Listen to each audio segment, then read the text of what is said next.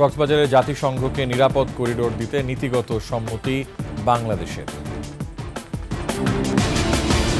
সামরিক অস্থিরতা চললেও ভারত পাকিস্তান যুদ্ধের শঙ্কা নেই বলছেন দুই দেশের বিশ্লেষকরা। জুলাই শহীদ কন্যার মৃত্যুতে শোকস্তব্ধ পরিবার, মাগুরায় আসিয়া হত্যায় বিচার শুরু। লোডশেডিং সহনীয় রাখার চেষ্টা করবে সরকার, শহর গ্রামের সমানভাবে সমন্বয়ের নির্দেশনা। টাকা আদায়ে নিলামে এস আলম গ্রুপের সম্পত্তি ক্রেতা না পেলে মামলা করবে ইসলামী ব্যাংক।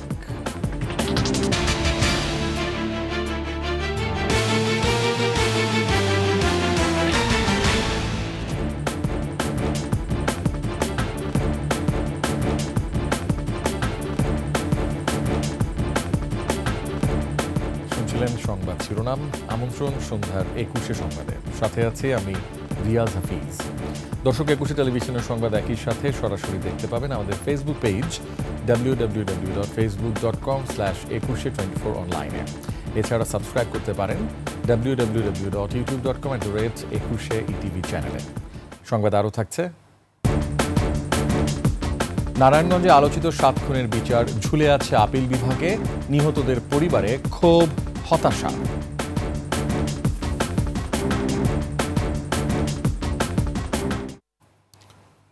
মিয়ানমারের রাখাইনে মানবিক সহায়তা পৌঁছে দিতে জাতিসংঘকে নিরাপদ করিডোর দিতে শর্ত সাপেক্ষে নীতিগত সম্মত হয়েছে বাংলাদেশ। কেবল শর্ত পালন করলেই মিলবে সহযোগিতা, জানালেন পররাষ্ট্র উপদেষ্টা। এদিকে ভারত পাকিস্তান চলমান উত্তেজনা প্রশমনে দুই দেশ চাইলে মধ্যস্থতার ভূমিকা পালন করতে পারে বাংলাদেশ। বিস্তারিত আকবর হোসেন সুমনের রিপোর্টে।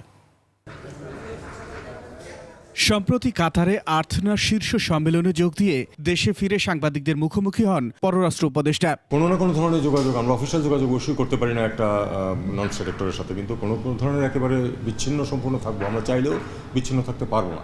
সম্মেলন প্রসঙ্গের বাইরে ভারত পাকিস্তান চলমান উত্তেজনায় প্রভাব এবং বন্ধু প্রতিম দেশ হিসেবে বাংলাদেশের ভূমিকা তুলে ধরেন উপদেষ্টা। ভারত পাকিস্তান দুই দেশের সাথে আমাদের সুসম্পর্ক বিদ্যমান। আমরা চাইবো যে তারা আলাপ আলোচনার মাধ্যমে তাদের সমস্যার সমাধান করে ফেলুক। আমরা ইতিমধ্যে দেখেছি যে মধ্যস্থতার প্রস্তাব দু একটি দেশের কাছ থেকে এসেছে। যেভাবেই হোক, মধ্যস্থতার মাধ্যমে হোক অথবা দ্বিপক্ষীয় আলাপ আলোচনার মাধ্যমে হোক, আমরা চাই যে উত্তেজনা প্রশমিত হোক এবং শান্তি বজায় থাকুক। আমি মনে করি না যে এই মুহূর্তে আমাদের মধ্যস্থতার কোনো ভূমিকা নেওয়ার চেষ্টা করা উচিত। আমরা চাইবো যে তারা নিজেরাই সমস্যা করে ফেলুক। তারা যদি আমাদের সহায়তা চায় যে আপনারা মধ্যস্থতা করুন, তাহলে হয়তো আমরা যাবো, কিন্তু তার আগে আমরা আগ বাড়িয়ে এটা কিছু করতে চাই না। জাতিসংঘের প্রস্তাবে রাখাইনে মানবিক করিডোর দেওয়ার বিষয়ে নীতিগত সম্মতির কথা জানান তিনি। আমি এটুকু আপনাদেরকে বলতে পারি, নীতিগতভাবে আমরা তো সম্মত, কারণ এটা হিউম্যানিটেরিয়ান একটা প্যাসেজ হবে, কিন্তু এটার আমাদের কিছু শর্তাবলী আছে, সেগুলি আমি ডিটেলস এখন যাচ্ছি না। সেই শর্তাবলী যদি পালিত হয়, আমরা এটা অবশ্যই কোঅপারেট করবো, ইউএনের তত্ত্বাবধানে অবশ্যই। রোহিঙ্গা প্রত্যাবাসন বিষয়টি বাংলাদেশের স্বার্থ সংশ্লিষ্ট বলেই মিয়ানমারের সঙ্গে যোগাযোগে গুরুত্ব দিচ্ছে বাংলাদেশ। মিয়ানমারের অভ্যন্তরীণ সংঘাত তো আমাদের স্বার্থের সাথে সংশ্লিষ্ট। আকবর হোসেন সুমন, 21 টেলিভিশন, ঢাকা। ভারত পাকিস্তানের মধ্যে চলমান ঘটনায় সামরিক অস্থিরতা চললেও যুদ্ধের আশঙ্কা দেখছেন না পাকিস্তান ও ভারতীয় বিশ্লেষকরা। তবে ভারতীয় বিশ্লেষক মনে করেন এখনই মোক্ষম সময়ে পাকিস্তানকে উচিত শিক্ষা দেওয়ার, বিপরীতে পাকিস্তান চায় শান্তি। বিস্তারিত জানাচ্ছেন নাহিদ সিরাজি নিম্মি। ভারত শাসিত কাশ্মীরে সন্ত্রাসী হামলায় ২৬ পর্যটক নিহত হওয়ার জেরে গত কয়েকদিন ধরে প্রতিবেশী দুই দেশ ভারত ও পাকিস্তানের মধ্যে উত্তেজনার পারদ এখন তুঙ্গে। একদিকে ভারত হামলার জন্য সরাসরি পাকিস্তানকে দায়ী করে নানা পদক্ষেপ নিচ্ছে, পাকিস্তানও পাল্টা পদক্ষেপে পিছিয়ে নেই। বিশ্লেষকরা সামরিক অস্থিরতা চলমান থাকার কথা বললেও এই মুহূর্তে সরাসরি কোনো যুদ্ধ বেঁধে যাওয়ার আশঙ্কা করছেন না। ছোটখাটো সীমান্ত সংঘর্ষ হচ্ছে ঠিকই, কিন্তু বড় আকারে এখনো যুদ্ধের কোনো সম্ভাবনা, সেই ধরনের ঘোষিত কোনো যুদ্ধের সম্ভাবনা নেই। আমি মনে করি না কোনো যুদ্ধ হবে, তবে আমি বিশ্বাস করি সীমিত পরিসরে সংঘাত ঘটবে। ভারতীয় এই বিশ্লেষকের দাবি, তাদের পক্ষ থেকে এমন সন্ত্রাসী হামলার প্রমাণ পাকিস্তানের কাছে আগে একাধিকবার উপস্থাপন করা হয়েছে। তারপরেও কোনো পদক্ষেপ না নেয়ায় এখনই পাকিস্তানকে উচিত শিক্ষা দেওয়ার সময় মন্তব্য তার। ভারত সরকার যেটা বলছে যে আমরা অন্তত ৮০টি ডোসিয়ার মানে প্রমাণপত্র সমেত, নথি সমেত পাকিস্তানকে দিয়েছি, কিন্তু সেগুলোকে পাকিস্তান অস্বীকার করেছে। প্রধানমন্ত্রী নরেন্দ্র মোদী তিনি প্রকাশ্যে একটি জনসভায় বলেছেন যে যারা এই ঘটনার সঙ্গে যুক্ত তাদেরকে খুঁজে বের করে এনে এবং তাদের যারা পেছন নেপথ্য থেকে সমর্থন করছে তাদের আমরা এমন উচিত শিক্ষা দেবো যে তারা সারা জীবন সেটা মনে রাখবে। এদিকে পাকিস্তানি এই বিশ্লেষক বলছেন, আগের ঘটনার প্রেক্ষাপট বিবেচনা করলে ভারত ফলস ফ্ল্যাগ অপারেশন চালিয়ে আন্তর্জাতিক মহলের দৃষ্টি আকর্ষণ করতে নিজেই এই পরিস্থিতি সৃষ্টি করছে। ভারতীয়রা চায় যুক্তরাষ্ট্র কেবল ভারতের সাথে বন্ধুত্ব করবে, কিন্তু মনে রাখতে হবে আমেরিকানরা এই অঞ্চলে তাদের নিজস্ব জাতীয় স্বার্থ খুঁজছে। এই সকল ফলস ফ্ল্যাগ অপারেশনগুলো পরিচালিত হচ্ছে কেবল আন্তর্জাতিক দৃষ্টি আকর্ষণ করার জন্য। গেল 22 এপ্রিল বিকেলে ভারত নিয়ন্ত্রিত কাশ্মীরের পেহেলগামের বৈশরণ উপত্যকায় পর্যটকদের উপর সন্ত্রাসী হামলা চালিয়ে দায় স্বীকার করে পাকিস্তান ভিত্তিক সন্ত্রাসী সংগঠন লস্কর-ই তৈয়বার স্থানীয় শাখা the resistance front. Nahid Siraji Nimmi, 21 television, Dhaka. অপার সম্ভাবনা সত্ত্বেও দক্ষিণ এশিয়ায় আঞ্চলিক বাণিজ্য এগোচ্ছে না।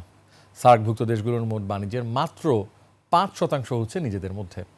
যদিও আঞ্চলিক বাণিজ্য উদারীকরণ, শুল্ক ও অশুল্ক বাধা দূর করা এবং পারস্পরিক অর্থনৈতিক সহযোগিতা বাড়াতে মুক্ত বাণিজ্য অঞ্চল চুক্তি রয়েছে সার্ক দেশগুলোর মধ্যে। বিশ্লেষকরা বলছেন, এই অঞ্চলের বৃহৎ দেশ ভারতের আত্মকেন্দ্রিক মনোভাব বাণিজ্য সম্প্রসারণের সবচেয়ে বড় বাধা। বিস্তারিত সাদিয়া লাবনীর রিপোর্টে। দক্ষিণ এশিয়ায় ভারতের আত্মকেন্দ্রিক চিন্তার কারণে এই অঞ্চলে বাণিজ্য বাড়ছে না। যদিও 200 কোটি মানুষের দক্ষিণ এশিয়ায় মোট জিডিপি $5.3 ট্রিলিয়ন। তবে এ অঞ্চলের দেশগুলোর মোট বাণিজ্যের মাত্র 5% করে নিজেদের মধ্যে। যদিও 2004 সালে মুক্ত বাণিজ্য অঞ্চল চুক্তি সাফটা স্বাক্ষর করেছে দক্ষিণ এশিয়ার 8 দেশ, কিন্তু যে আঞ্চলিক জোটের আওতায় সাফটা সই হয়েছে সেই সার্কই এখন প্রায় অকার্যকর। বিশ্লেষকরা বলছেন, সদস্য দেশগুলোর মধ্যে আস্থার সংকট ও বৈরী সম্পর্কের কারণে সার্ক গঠনের লক্ষ্য অর্জন করা সম্ভব হচ্ছে না। বছরের পর বছর যদি সার্কের এই শীর্ষ সম্মেলন না হয়, তাহলে সেক্ষেত্রে তো আসলে যে সাফটা রয়েছে, এই যে মুক্ত বাণিজ্য অঞ্চলের যে চুক্তি, সেই চুক্তিটাও কিন্তু আসলে কার্যকর হয় না, বা এই মুহূর্তে যতটুকু আছে ততটুকু সামনের দিনগুলোতে কতটা এগিয়ে নেওয়া যাবে সেটাও একটা চিন্তার বিষয়। বাণিজ্য উদারীকরণ ও সম্প্রসারণ না হওয়ার জন্য ভারতকেই বেশি দায়ী করছেন বিশ্লেষকরা। তারা বলছেন, ভারতের সাথে পাকিস্তানের সম্পর্ক খুবই বৈরী। অন্যদিকে বাংলাদেশ, নেপাল, মালদ্বীপ, শ্রীলঙ্কা, আফগানিস্তানের সাথেও দেশটির সম্পর্ক উষ্ণ নয়। আসলে ভারতের যে মনোভাব, যে তারা আসলে পাকিস্তান থাকলে সেখানে আসলে ভারত যাবে না, তো এই ধরনের যে চিন্তা ভাবনা, তো সেই চিন্তা ভাবনা আসলে অনেকটাই দায়ী। এবং আমি বলবো যে এই ভারত যদি এই যে মনোভাব সেখান থেকে বের হয়ে আসে, তাহলে সেই ক্ষেত্রে দেখা যাবে যে সার্ক সামিটটা হচ্ছে। দক্ষিণ এশিয়ার দেশগুলোর মধ্যে বাণিজ্য বিকাশে এ অঞ্চলের স্থিতিশীলতা ও দেশগুলোর মধ্যে পারস্পরিক সম্পর্ক উন্নয়নের উপর জোর দিচ্ছেন তারা। যেহেতু একটা বাণিজ্য সম্ভাবনা রয়েছে এই দেশগুলোর, এবং সেটা আসলে যে সেটা বাস্তবায়ন করাটা কিন্তু খুব জরুরি। এবং সাদিয়া লাবনী, 21 টেলিভিশন, ঢাকা। একটি অঞ্চল। জুলাই শহীদ কন্যা লামিয়ার মৃত্যুতে আর্তনাদ আর আহাজারিতে ভারী হয়ে উঠেছে পটুয়াখালীর ধোপারহাট এলাকা। এমন মৃত্যু মেনে নিতে পারছে না পরিবার ও এলাকাবাসী। দোষীদের কঠোর বিচার দেখতে চান তারা। এদিকে বাবার কবরের পাশেই শায়িত করা হবে ধর্ষণের শিকার হয়ে আত্মহত্যা করা লামিয়াকে। পটুয়াখালী থেকে মুজাহিদ প্রিন্সের তথ্য ছবিতে ডেস্ক রিপোর্ট। জুলাই শহীদের কন্যার এমন করুণ মৃত্যু মানতেই পারছেন না লামিয়ার দাদি রাবেয়া বেগম। গ্রামের বাড়িতে চলছে লামিয়ার শেষ বিদায়ের প্রস্তুতি। স্বজনদের সান্ত্বনা দিতে এসে প্রতিবেশীরাও কাঁদছেন, চেয়েছেন দোষীদের কঠোর বিচার। বাপ মরছে, মা মরছে, মাইয়ে মরছে, বুয়া মরছে, এখন আবার নাতি মরে।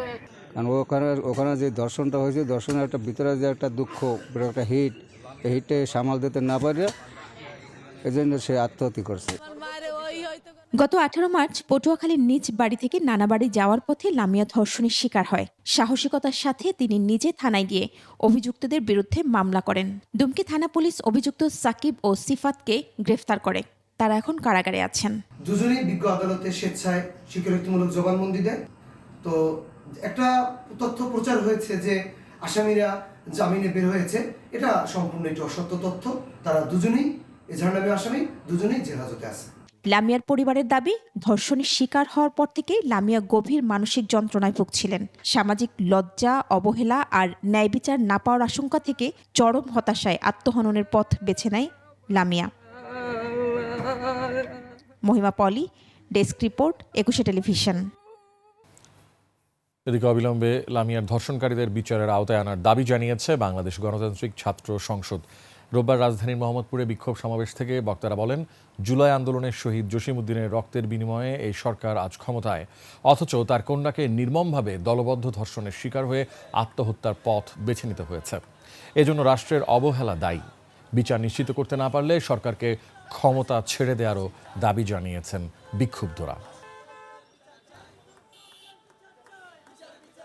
এই জসিম ভাইয়ের রক্তের উপর দাঁড়ায় তারা উপদেষ্টা হয়েছে, তারা এখন পর্যন্ত এই রেপিস্টদের বিচার করতে পারে নাই। আজকে স্বাধীনতা দাবি করতেছে, স্বাধীনতা আমরা পাইছি, কিন্তু স্বাধীনতা পাইছি আমরা স্বাধীনতা রক্ষা করতে পারতেছি না। ঢাকা ইউনিভার্সিটি থেকে আপনার সরারদি কত দূর? বেশি দূর না। ওনারা আইসা এই যে মেয়ের যে লাশটা, ওনারা লাশটাও দেখেন, ওনারা চেয়ারের মধ্যে বসে আসছে কেন? আমাদের কথা হচ্ছে এটা। এদিকে মাগুরার আলোচিত শিশু আসিয়া ধর্ষণ ও হত্যা মামলায় বাদীসহ 3 জনের সাক্ষ্য গ্রহণ শেষ হয়েছে। মামলাটি দ্রুততম সময়ের মধ্যে শেষ করার জন্য প্রতিদিন সাক্ষ্য গ্রহণ চলবে বলে আদেশ দেন আদালত।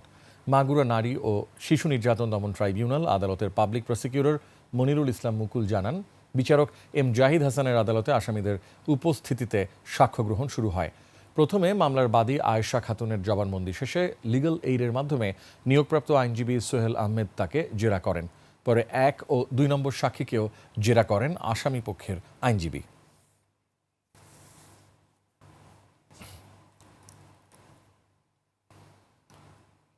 লোডশেডিং হচ্ছে এবং হবে, তবে তা সহনীয় রাখার চেষ্টা করা হবে বলে জানিয়েছেন বিদ্যুৎ উপদেষ্টা মোহাম্মদ ফজলুল কবির খান। এক্ষেত্রে শহর ও গ্রামে সমানভাবে লোডশেডিং সমন্বয়ের নির্দেশনা দেওয়া হয়েছে। আকবর হোসেন সুমনের রিপোর্ট। গ্রিড বিপর্যয় ও দক্ষিণাঞ্চলে ব্ল্যাকআউট নিয়ে সচিবালয় বৈঠক শেষে সাংবাদিকদের মুখোমুখি হন বিদ্যুৎ, জ্বালানি ও খনিজ সম্পদ উপদেষ্টা।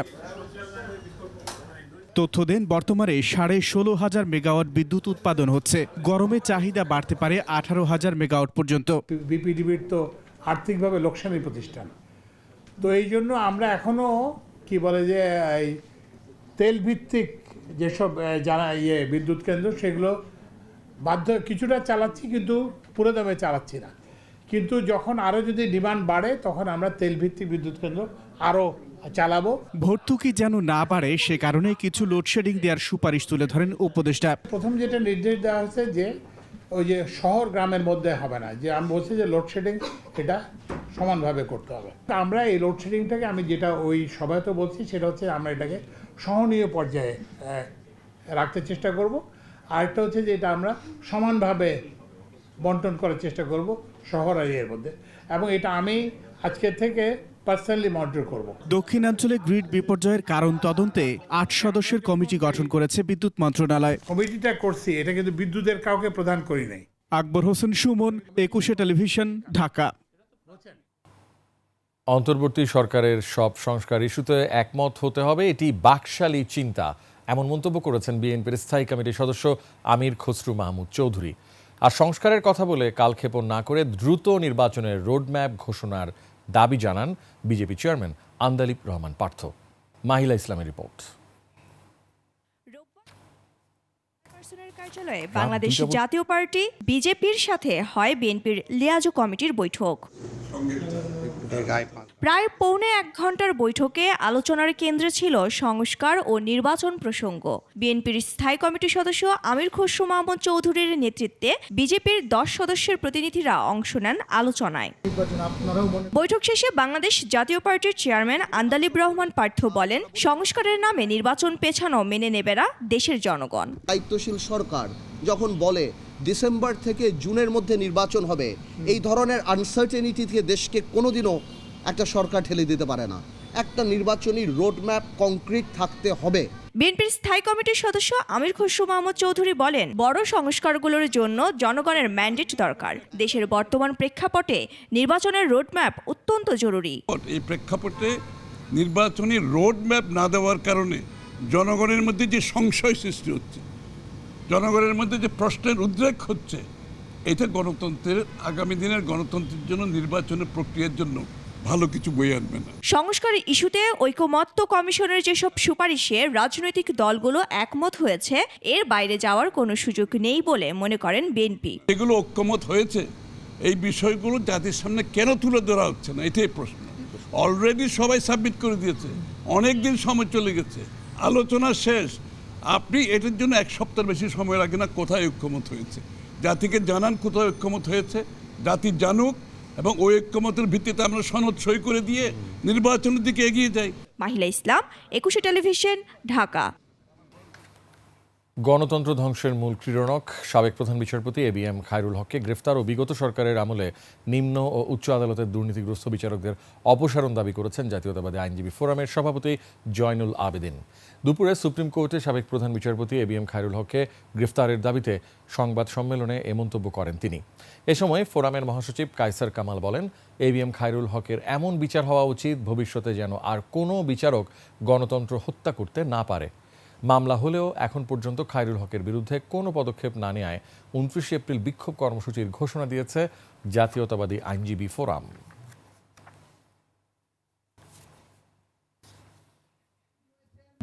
আইন মন্ত্রণালয় এবং স্বরাষ্ট্র মন্ত্রণালয় তারা যথাযথ দায়িত্ব পালন করছেন না বিধায় খায়রুল হক সাহেবকে এখনো আইনের আওতায় আনা হয়নি,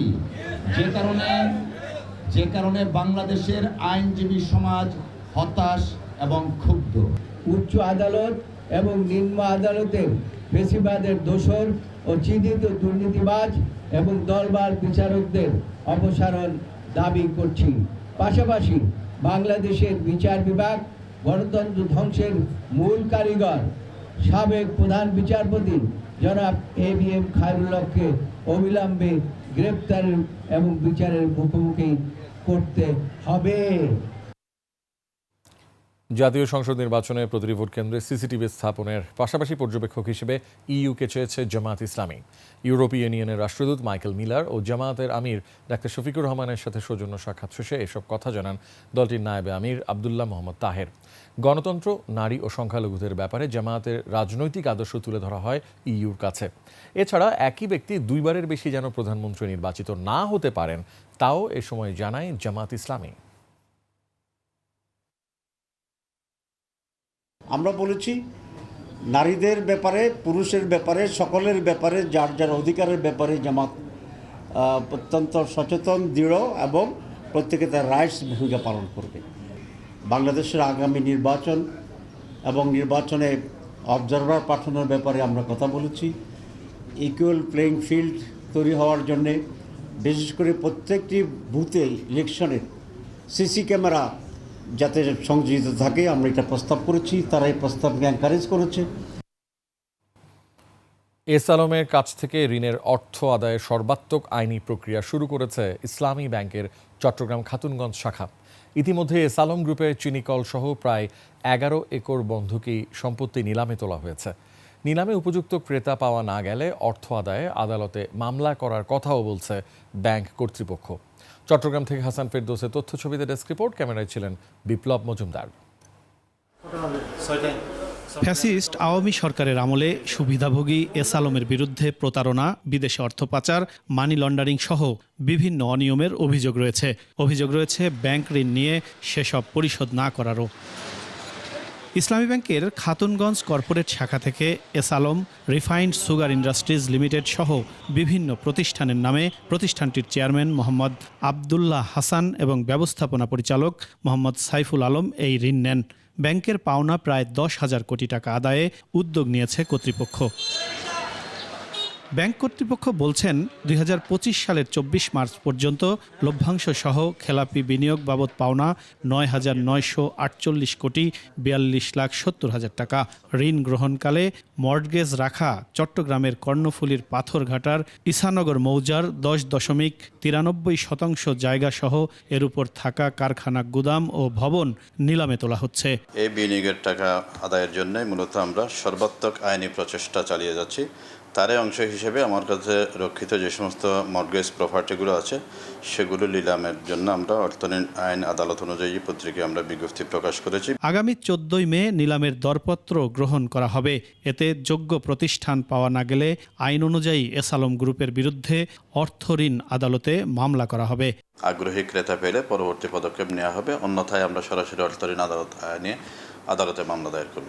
এর আগে দুর্নীতি দমন কমিশনের দায়ের করা মামলায় বুধবার 159.15 একর জমি এবং 17 এপ্রিল এস আলমের 1360টি ব্যাংক হিসাবে থাকা 2619 কোটি 7,16,000 টাকা জব্দের আদেশ দেয় ঢাকার সিএমএম আদালত। ফিরোজ হোসেন, 21 টেলিভিশন। নিচ্ছি সংবাদ বিরতি, যখন ফিরছি তখন থাকছে যৌন হয়রানির অভিযোগ, মণিপুর স্কুলের শিক্ষককে অপসারণের দাবিতে ক্লাস বর্জন। আবার আমন্ত্রণ সন্ধ্যার 21 সংবাদে। পোপ ফ্রান্সিসের অন্ত্যেষ্টিক্রিয়ায় অংশ নিতে যাওয়া প্রধান উপদেষ্টা ডক্টর মোহাম্মদ ইউনূসের সাথে দেখা করেছেন ভ্যাটিকানের শীর্ষ নেতারা। পোপের শেষকৃত্যের পর রোমে প্রধান উপদেষ্টার সঙ্গে হোটেলে এসে সাক্ষাৎ করেন তারা। কার্ডিনাল সিলভানো মারিয়া থমাস এবং কার্ডিনাল জ্যাকব কুভাকাদ আলাদাভাবে সাক্ষাৎ করেন তার সাথে। দুজনই ডক্টর ইউনূসকে প্রয়াত পোপ ফ্রান্সিসের বন্ধু উল্লেখ করে দারিদ্র্য বিমোচনে তার উদ্যোগের প্রশংসা করেন। প্রধান উপদেষ্টাও এ সময় প্রয়াত পোপের সাথে তার বন্ধুত্বের কথা স্মরণ করেন।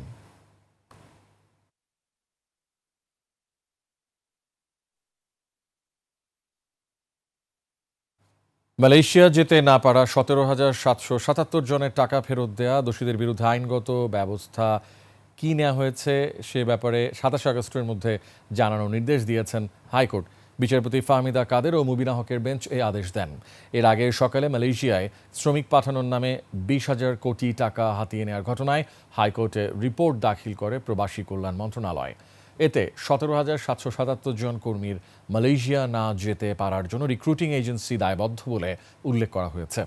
গত বছর দেশের ইতিহাসে মালয়েশিয়ায় কর্মী পাঠানো নিয়ে বড় ধরনের এই আর্থিক কেলেঙ্কারির খবর সামনে আনে গণমাধ্যম। পরে এ বিষয়ে হাইকোর্টে রিট করেন আইনজীবী তানভীর আহমেদ। যেই সকল বিষয়গুলা নিয়ে যে তাদেরকে পাঠানো, অর্থাৎ সরকার এই রিপোর্টে আরেকটা জিনিস বলছে যে সরকার অলরেডি ইনিশিয়েটিভ নিচ্ছে যে মালয়েশিয়া কিভাবে পাঠানো যায়, অর্থাৎ এই যারা ভুক্তভোগী আছে তো তাদেরকে পাঠিয়েছে কিনা অথবা না পাঠালে তাদের টাকাগুলো ফেরত দিয়েছে কিনা এবং রিক্রুটিং এজেন্সি যেগুলো দায়বদ্ধ তাদের বিরুদ্ধে কী কী ব্যবস্থা নেয় সুনির্দিষ্টভাবে আগামী 27 আগস্ট রিপোর্ট দিতে বলা হয়েছে। রাজধানীর বায়ু দূষণ রোধে ব্যবস্থা নিতে ঢাকার 2 সিটি কর্পোরেশন সহ 7 বিবাদীকে নির্দেশ দিয়েছেন হাইকোর্ট।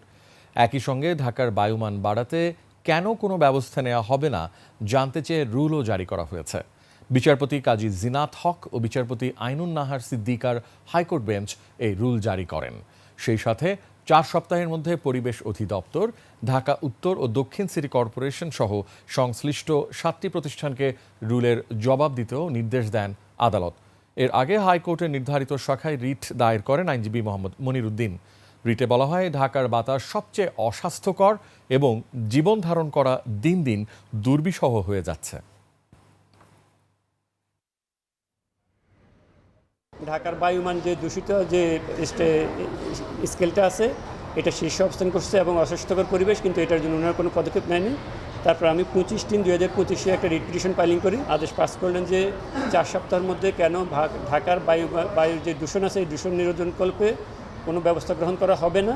আর হচ্ছে আমি যে রিপ্রেজেন্টেশনগুলো দিছি এগুলো নিষ্পত্তি করার জন্য ডাইরেকশন দিছে, যেগুলো অন মেরিটে নিষ্পত্তি করার জন্য। নারী শিক্ষার্থীদের যৌন হয়রানির অভিযোগে শিক্ষক খলিলুর রহমানের অপসারণের দাবিতে ক্লাস বর্জন করেছেন রাজধানীর মণিপুর স্কুল অ্যান্ড কলেজের শিক্ষার্থীরা। সঙ্গে অভিভাবকরাও যোগ দেন। তারা সকাল থেকেই ক্যাম্পাসে বিক্ষোভ করেন। ক্ষমতাচ্যুত হাসিনা সরকারের প্রভাব খাটিয়ে নিয়োগ পাওয়ার অভিযোগও আছে ওই শিক্ষকের বিরুদ্ধে। বিস্তারিত সিরাত আল মুস্তাকিমের রিপোর্টে।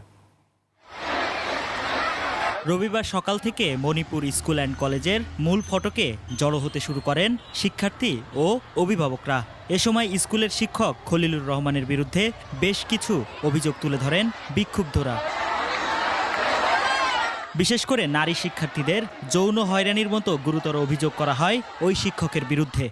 শিক্ষার্থীদের উপর এবং জনগণানি করেন এরকম লম্পট শিক্ষক আমরা চাই না। আমরা তার বহিষ্কার চাই। আমাদের একদম একসাথে যদি তিনি আমাদের সাথে এরকম শিক্ষা না প্রদান করে এরকম করতে থাকে তাহলে আমরা কিভাবে মানুষ হবো? দ্রুত সময়ের মধ্যে খলিলুর রহমানকে অপসারণ করে মণিপুর স্কুল অ্যান্ড কলেজে পড়াশোনার পরিবেশ ফিরিয়ে আনার দাবি অভিভাবকদের। ছাত্রীদের সাথে যৌন হয়রানি করে এই জাতীয় শিক্ষক আদর্শ শিক্ষক না। আমরা এই শিক্ষকের অপসারণ চাই। শিক্ষার সুন্দর সুষ্ঠু পরিবেশের বজায় রাখার স্বার্থে এই চরিত্রহীন নৈতিকতাহীন খলিলুর রহমান নয়নকে তাৎক্ষণিকভাবে অপসারণ চাচ্ছি। বেশ কিছুদিন ধরেই শিক্ষক খলিলুর রহমানের বিরুদ্ধে বিভিন্ন ধরনের অভিযোগ করে আসছিল প্রতিষ্ঠানটির শিক্ষার্থীরা। সিরাত আল মুস্তাকিম, 21 টেলিভিশন, ঢাকা। রাজধানীর মোহাম্মদপুর বসিলা এলাকায় ভূমিদস্যুদের কবল থেকে মুক্তি এবং মিথ্যা প্রচারণা ও প্রাণনাশের হুমকির প্রতিবাদ জানিয়ে সংবাদ সম্মেলন করেছে এক ভুক্তভোগী পরিবার। রোববার সকালে বাংলাদেশ ক্রাইম রিপোর্টার্স অ্যাসোসিয়েশন মিলনায়তনে সংবাদ সম্মেলনে ভুক্তভোগী পরিবারের পক্ষে তসলিম উদ্দিন জানান, ওই এলাকার এক শীর্ষ সন্ত্রাসীর লোকজন তাদের জমি দখল করে চাঁদা দাবি করে আসছে। অভিযুক্তরা অসহায় পরিবারকে অব্যাহতভাবে প্রাণনাশের হুমকি দিয়ে আসছে। এমনকি খোদ যৌথ বাহিনী যখন পরিস্থিতি নিয়ন্ত্রণের চেষ্টা করে যাচ্ছে, তখন এই সন্ত্রাসী চক্রটি যৌথ বাহিনীর নামেও বিভিন্ন মাধ্যমে মিথ্যা প্রচারণা চালাচ্ছে বলেও অভিযোগ করেন ভুক্তভোগীরা।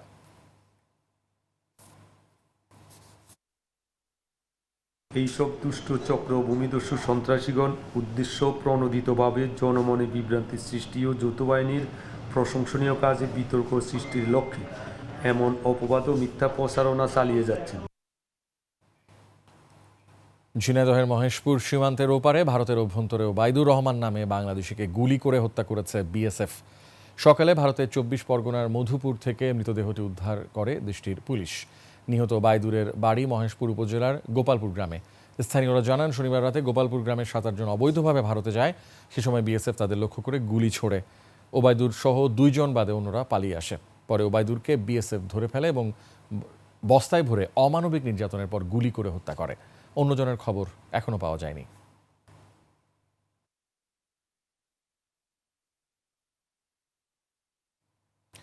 নারায়ণগঞ্জে আলোচিত 7 খুনের 11 বছর আজ। নির্মম এই হত্যাকাণ্ডের 33টি মাস পর জেলা জজ আদালতে রায় হয়। এর 19 মাস পর হাইকোর্টে রায় হলেও 7.5 বছর ধরে ঝুলে আছে আপিল বিভাগে। এতে নিহতদের পরিবারে দেখা দিয়েছে ক্ষোভ ও হতাশা। নারায়ণগঞ্জ থেকে রবিউল ইসলামের তথ্যচিত্রে ডেস্ক রিপোর্ট। 2014 সালের 27 এপ্রিল আদালত থেকে ফেরার পথে ঢাকা নারায়ণগঞ্জ লিংক রোডের লামাপাড়া থেকে অপহরণ করা হয় সিটি কর্পোরেশনের প্যানেল মেয়র নজরুল ইসলাম ও আইনজীবী চন্দন সরকার সহ 7 জনকে। 3 দিন পর শীতলক্ষা নদীর শান্তির চর থেকে তাদের মরদেহ উদ্ধার করে পুলিশ। এ ঘটনায় ফতুল্লা থানায় নিহত নজরুল ইসলামের স্ত্রী সেলিনা ইসলাম বিউটি ও নিহত আইনজীবী চন্দন সরকারের জামাতা বিজয় কুমার পাল বাদী হয়ে 2টি মামলা করেন।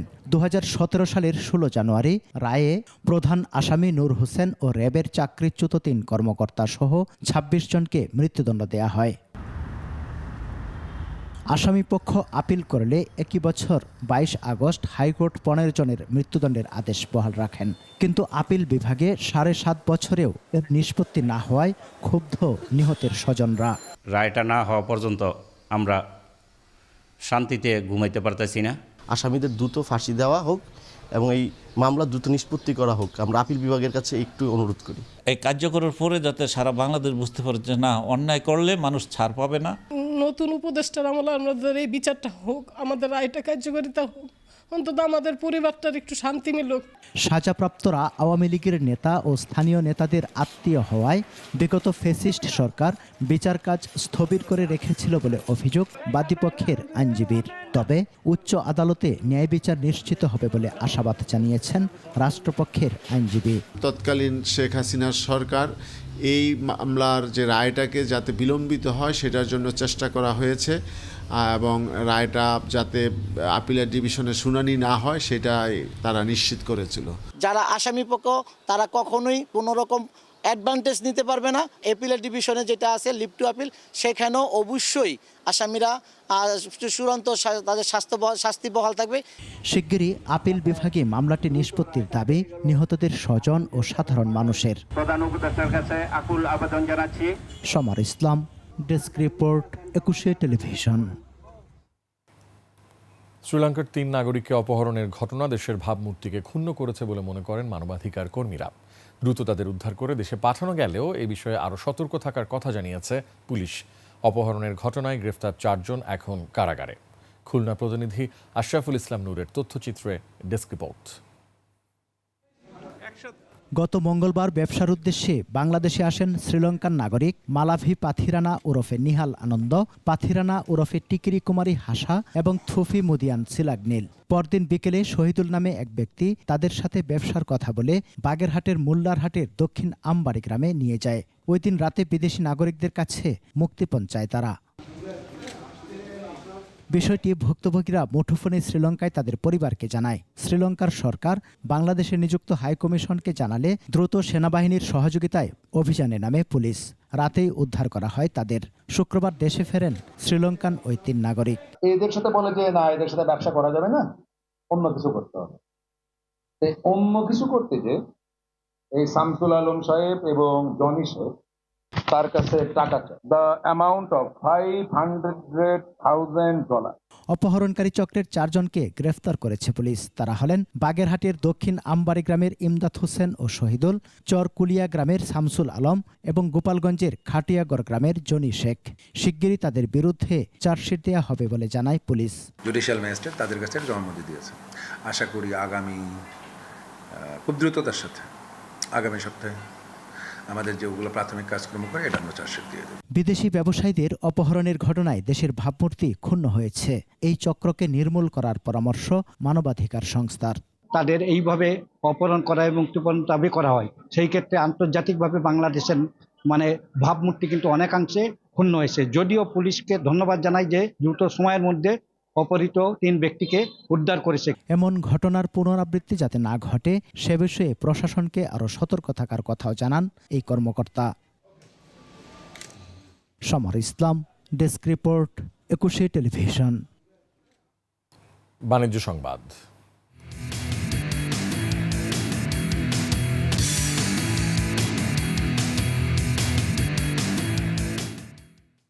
বাজারে নতুন ধরনের এলইডি টিভি নিয়ে এলো ফেয়ার গ্রুপের প্রতিষ্ঠান ফেয়ার ইলেকট্রনিক্স। রোববার রাজধানীতে হয়ে গেল এর আনুষ্ঠানিক উদ্বোধন।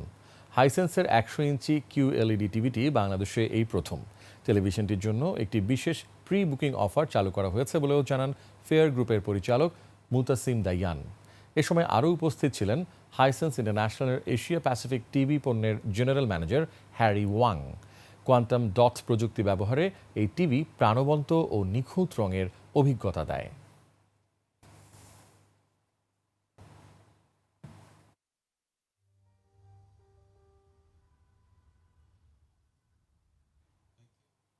নিচ্ছে আরও একটি সংবাদ বিরতি। যখন ফিরছি তখন থাকছে কাশ্মীর ইস্যুতে ভারত পাকিস্তান উত্তেজনা তুঙ্গে, টানা 3য় রাতেও সীমান্তে গোলাগুলি। আবার আমন্ত্রণ সন্ধ্যার 21 সংবাদে। ভোলা বরিশাল সেতু সহ 5 দফা দাবি জানিয়েছে ভোলা জেলা নাগরিক সোসাইটি। জাতীয় প্রেস ক্লাবের সামনে বিক্ষোভ সমাবেশে রাজধানীতে থাকা ভোলার বাসিন্দারা অংশ নেন। এ সময় বক্তারা ভোলার প্রাকৃতিক সম্পদ জেলার উন্নয়নে ব্যবহারের দাবি জানিয়ে অনতিবিলম্বে ঘরে ঘরে গ্যাস সংযোগ দেওয়ার দাবি জানান। চিকিৎসা খাতের উন্নতির জন্য জেলায় একটি মেডিকেল কলেজ সহ আধুনিক হাসপাতাল স্থাপনেরও দাবি জানানো হয় সমাবেশে। এছাড়া মনপুরা দ্বীপে জাতীয় গ্রিডের বিদ্যুৎ নিশ্চিত করার আলটিমেটাম দেন বিক্ষোভকারীরা। দাবি না মানলে বৃহত্তর আন্দোলনে যাওয়ার ঘোষণা দেন তারা। শেষ করছি সন্ধ্যার 21 সংবাদ। তবে যাবার আগে সংবাদ শিরোনামগুলো আরও একবার। কক্সবাজারে জাতিসংঘকে নিরাপদ করিডোর দিতে নীতিগত সম্মতি বাংলাদেশের। সামরিক অস্থিরতা চললেও ভারত পাকিস্তান যুদ্ধের শঙ্কা নেই বলছেন 2 দেশের বিশ্লেষকরা। জুলাই শহীদ কন্যার মৃত্যুতে স্তব্ধ পরিবার, মাগুরায় আসিয়া হত্যায় বিচার শুরু। লোডশেডিং সহনীয় রাখার চেষ্টা করবে সরকার, শহর গ্রামে সমানভাবে সমন্বয়ের নির্দেশনা। টাকা আদায়ে নিলামে এস আলম গ্রুপের সম্পত্তি, ক্রেতা না পেলে মামলা করবে ইসলামী ব্যাংক।